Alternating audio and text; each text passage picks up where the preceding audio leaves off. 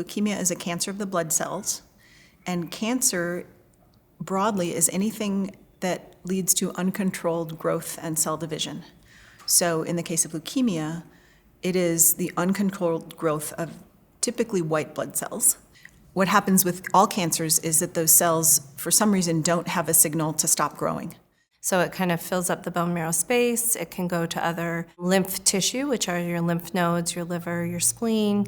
And I really just describe the bone marrow cavity as becoming like a weedy garden, and that it's filled with all weeds, and the flowers of our normal white blood cells and red blood cells and platelets can't grow because they're kind of pushed out by all the leukemia cells.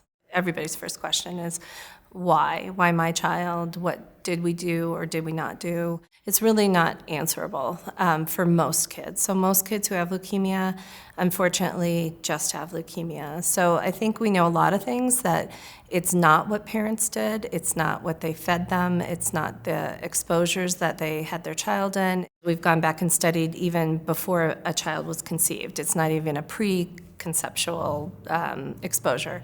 So there's a lot of things we know that don't cause it. I think it's also really important for families to know that if your child is diagnosed with leukemia on a Monday, it's probably been brewing in your blood for quite a while, sometimes on the order of months. So parents often feel very guilty that I should have brought them to the doctor sooner, or that my pediatrician didn't pay enough attention.